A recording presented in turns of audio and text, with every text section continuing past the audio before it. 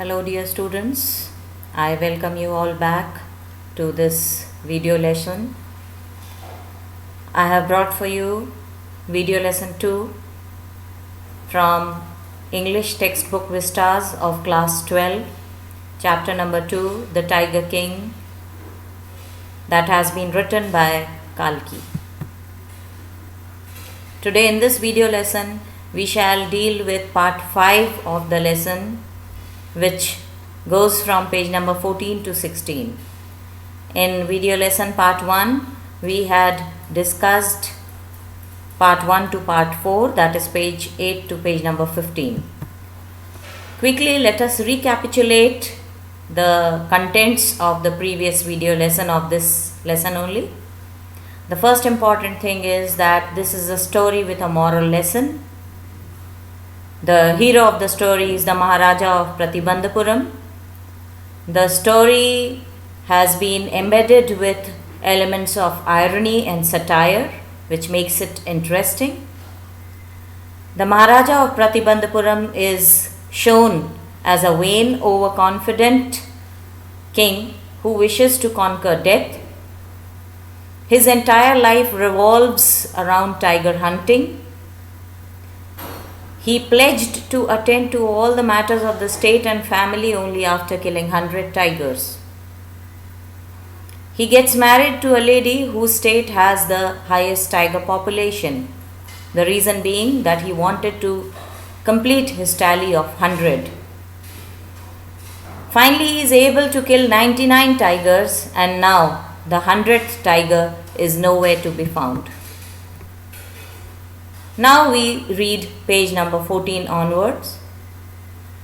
The Maharaja's anxiety had reached a fever pitch.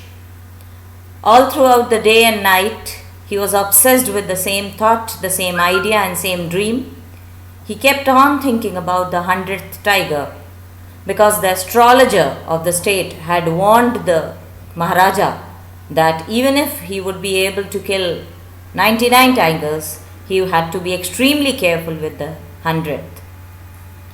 So the Maharaja was sunk in gloom. Sunk in gloom, that means he was depressed. He was extremely sad.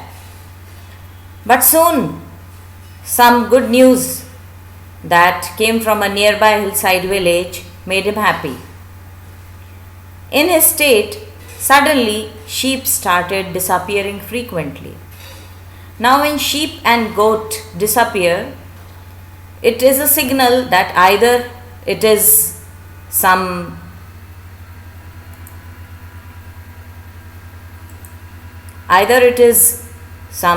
hunter who's at work, or it is some wild animal.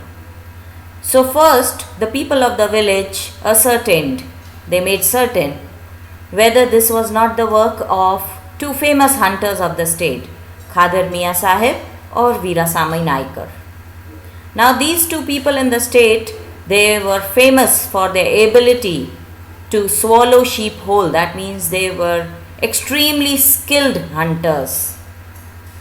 So when it was certain that these two people had not killed the sheep, it was almost certain that there was a tiger in the village. The villagers happily ran to inform this news to the Maharaja. The Maharaja was so elated that he announced 3-year exemption from tax for that village, and he set out on hunting of the 100th tiger. He went and camped in the forest of the village, but the tiger was not easily found. It seemed as if the tiger had carelessly hidden itself in order to disobey the Maharaja. But the Maharaja was determined. He had made up his mind that he would return to the palace only after killing the 100th tiger. As days continued to pass, but the tiger was not found, Maharaja continued to get angrier. His fury and obstinacy, anger, rage and stubbornness, it mounted alarmingly. So it was a cause of anxiety for the people also. People started, especially his officers, they started losing their jobs. One day when he was extremely angry, His rage, his anger was at its height. The Maharaja called the Diwan and he asked him to pass an order that the village, since the village had not been able to provide the 100th tiger to the Maharaja for hunting, therefore the land tax would be doubled from then onwards. Now this was a dangerous signal. The Diwan did not like this idea. After all, a Diwan has the duty to give consultation to the king, to advise the king. So he said to the Maharaja that this is not correct, and if such things continue, people will be discontented, they will be unsatisfied, unhappy, and the state may fall prey to Indian National Congress.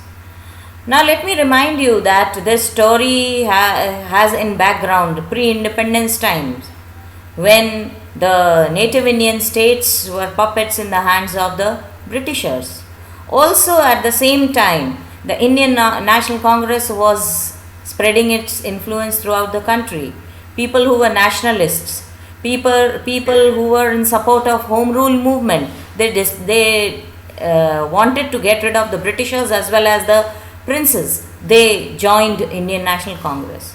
So there was a fear that these people who were discontented with the king, they may support Indian National Congress, and the king and the state might pass in the hands of Indian National Congress.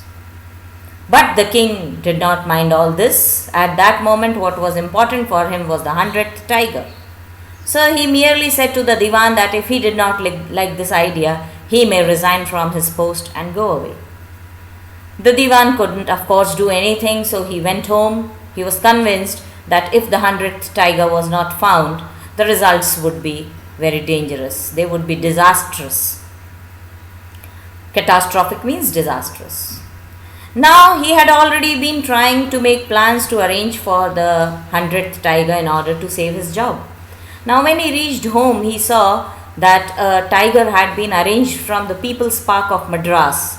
People's Park means a kind of zoo where people go and see wild animals. A tiger had been brought from the People's Park of Madras and it had been kept hidden. See how ridiculous. It had been kept hidden in his house. At midnight, when the whole town was sleeping, the Diwan and his old wife, they both dragged the tiger towards the car. They pushed it into the back seat of the car.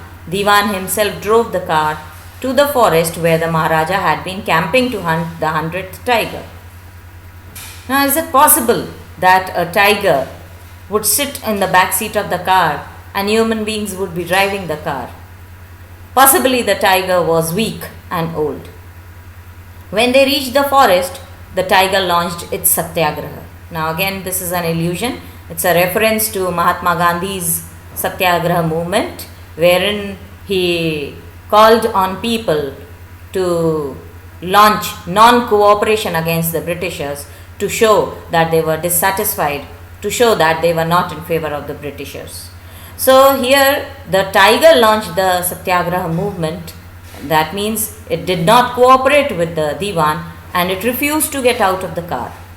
The Diwan was finally exhausted and he couldn't pull the beast out of the car.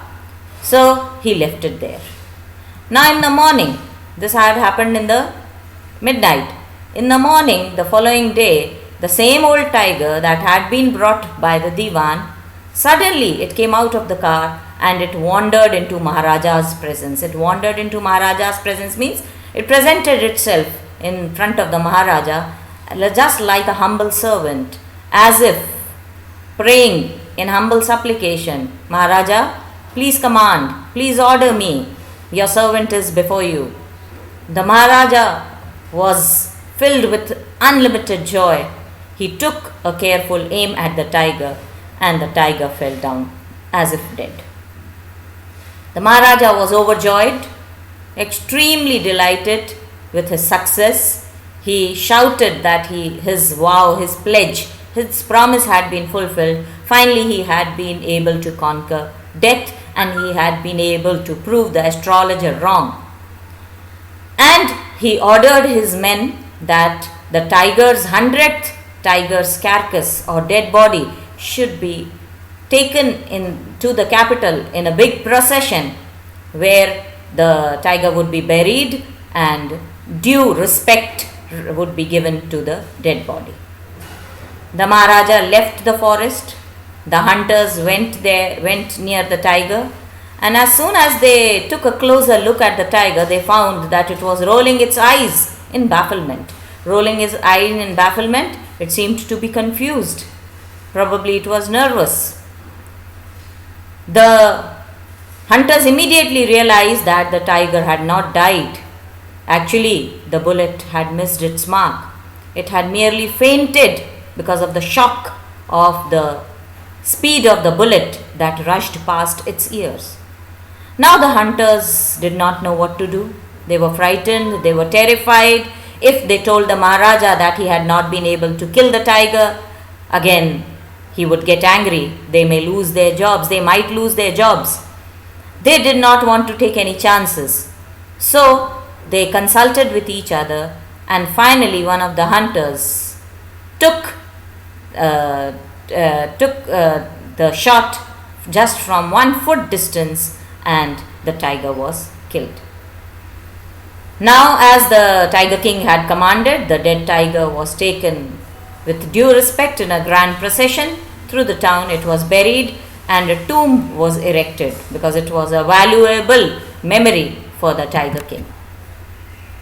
Now, the Maharaja was under the illusion that he had killed the 100th tiger.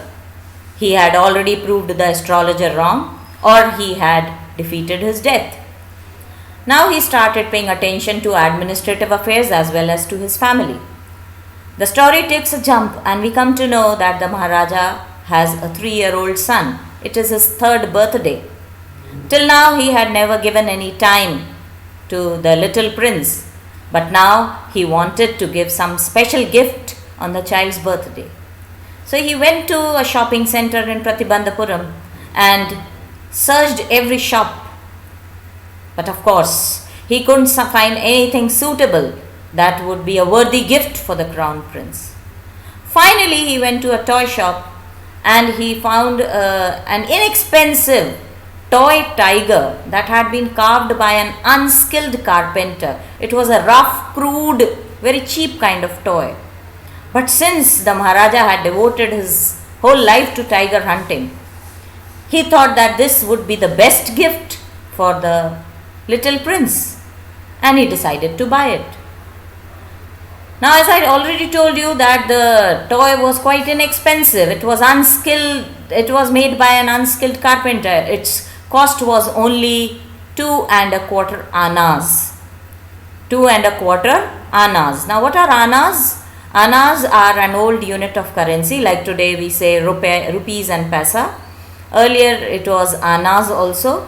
1 rupee is equal to 16 annas. Some of you might have seen 25 pice coins, 50 pice coins. So 25 pice is 4 annas and 50 pice is 8 annas. So that is 1 rupee is equal to 16 annas.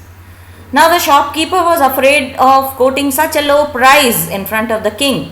He thought that the king would punish him under rules of emergency. So in fear of the king, he quoted a high price of 300 rupees.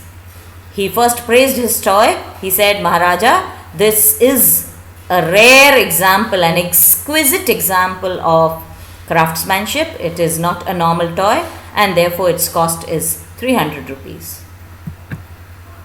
Now, if it would have been an ordinary man, he would have easily given 300 rupees to the shopkeeper and he would have taken the toy. But the Maharaja was vain and proud.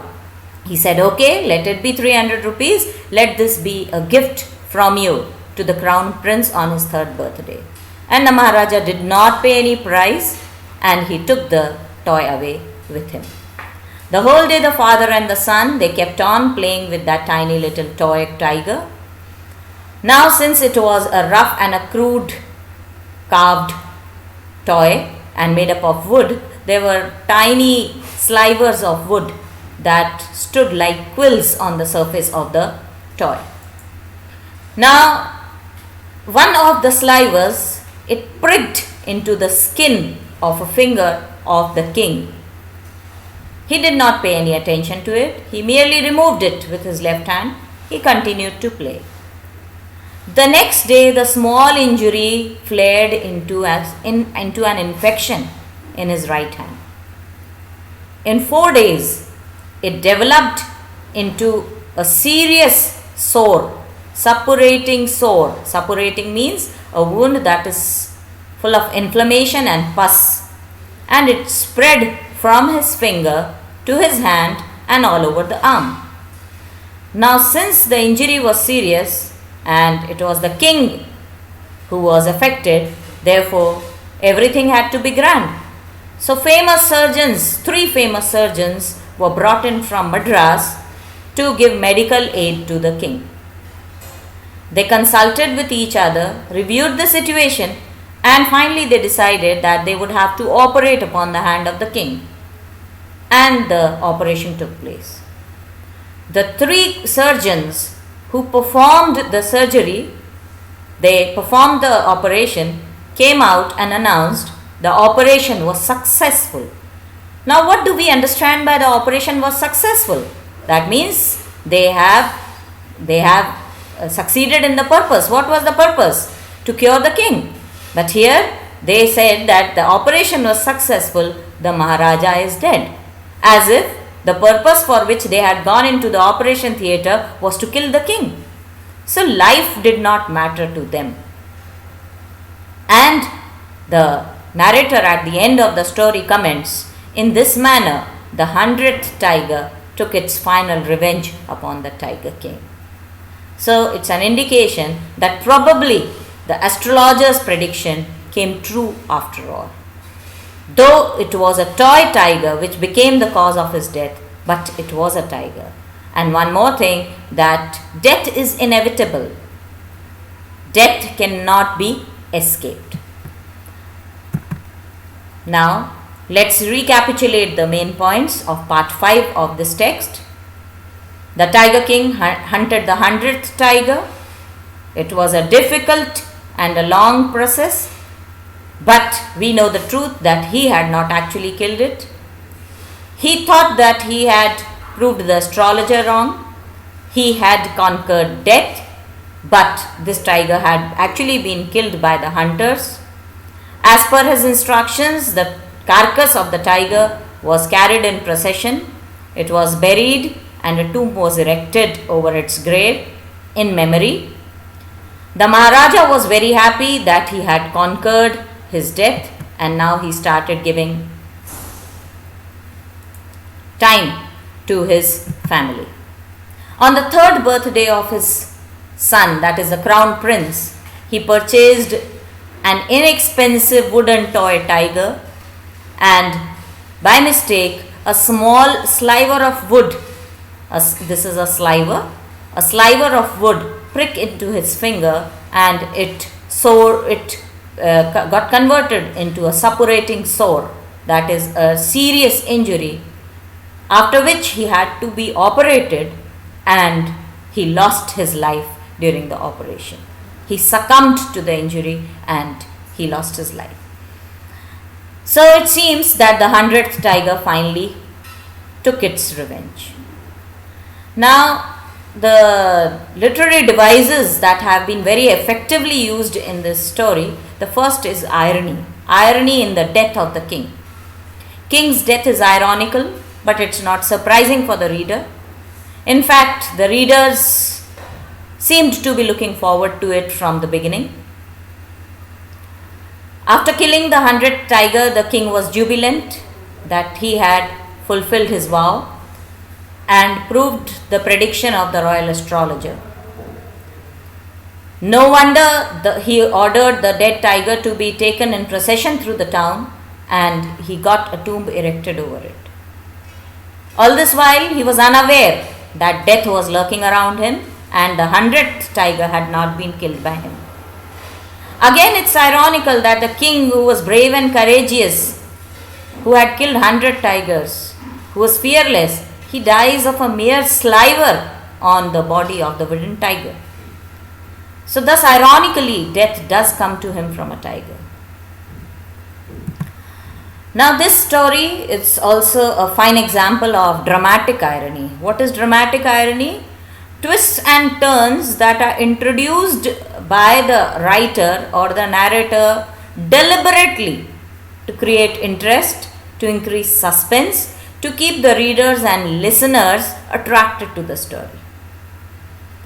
The central character of this story, he does not act as he should have acted in actual circumstances. He expects the opposite of what fate had in store for him. Kalki has made a very fine and excellent use of dramatic irony in this story. After the first tiger was killed by the Maharaja of Pratibandhapuram, he very proudly flaunted the carcass before the astrologer to show that he was more powerful than the tiger, than nature and than death. But the astrologer warned him to be careful of the 100th tiger. The king accepted the challenge and he once again started on mission tiger hunting to prove the astrologer wrong. The 100th tiger was shot, but it was not killed. The astrologer's prediction proves right, and a small splinter or a sliver from wooden toy caused the dramatic death of the king. So ironically, the 100th tiger killed the king instead, and the astrologer's predictions stand vindicated. In the beginning, I also told you that this story is also a perfect example of political satire, especially satire on today's political system.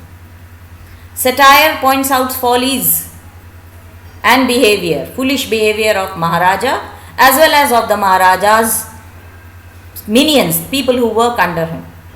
They are not truly sincere towards him. They are merely driven by fear and they obey him just to keep their jobs. In today's political order, we find many such examples where people keep on serving their higher authorities or the people in power for their vested interest rather than for the welfare of the country or the community. Now, a very important question that can always appear in examination is related to humor. Humor, something that brings smile to our face, something that makes us laugh. So, instance of Stuka Bomber in the second paragraph of the story. The king's offer to the Durai to organize mouse hunt, boar hunt, mosquito hunt, but not tiger hunt. Then when the Diwan was asked by the tiger king to arrange for a girl, he didn't understand the idea. He was so terrified that he started blabbering incoherently. Similarly, the chief astrologer, when he couldn't think of any idea, when he was challenging the king, he said that he would cut off his tuft and become an insurance agent. All these incidents arouse humor. Then, almost towards the end of the story, we find that the Diwan, in order to save his job, procures an old, weak and aged tiger from People's Park. And how stubborn does the tiger get when it doesn't want to get out of the car, and then next day it's waiting in humble supplication, ready to be shot. Then another example, suddenly the state of Pratibandhapuram, the forest of Pratibandhapuram, they became dry and not a single tiger was to be found. It was easy to find a tigress milk rather than a live tiger. The tigers had perhaps committed harakiri. They had committed suicide in order to save their honor, or they just wanted to flout the king. They wanted to be killed by the Britishers, not by the tiger king. These incidents evoke humor. Then the shopkeeper quoted 300 rupees for a cheap toy tiger that was only costing 2 annas and a quarter. So all these incidents must be kept in mind and they should be recorded in your notebooks for examples. Game hunting has also been, the issue of game hunting has also been raised in this story. Game hunting has been popular since ancient times in India. Now, of course, after independence, the Constitution of India bans killing of animals, and people have no right to harm any kind of life. But poor animals have always been subjected to callousness or cruelty of human beings.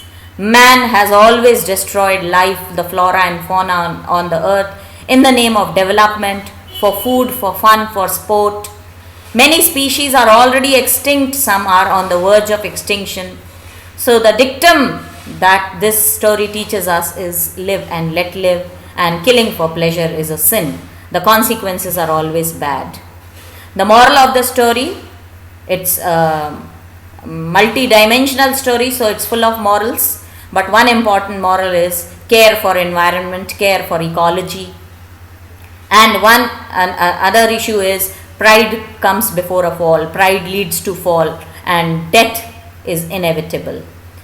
The arrogance and power of man is nothing compared to destiny and nature's power. Nature's fury can be unabated, can be uncontrolled, and results can be seen all around us even today.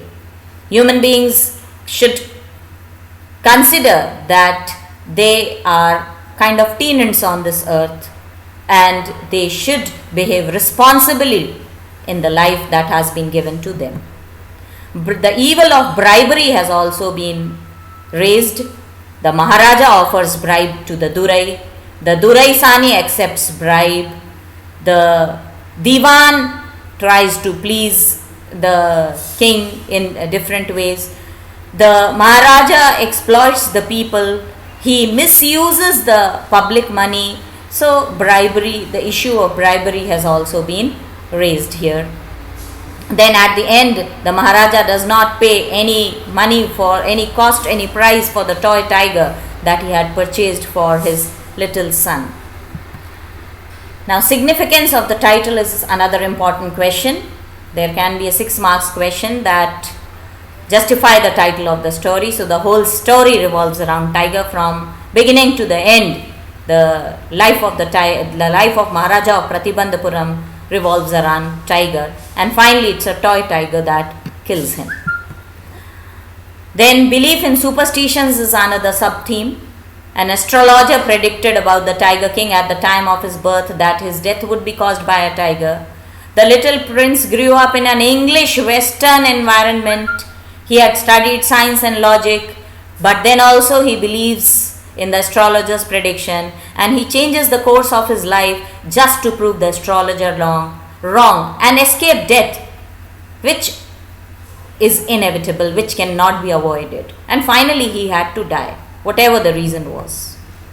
Now it's time to test yourself. Kindly read the chapter properly. These are some questions. I had posted some questions in the first video lesson. These questions are also important.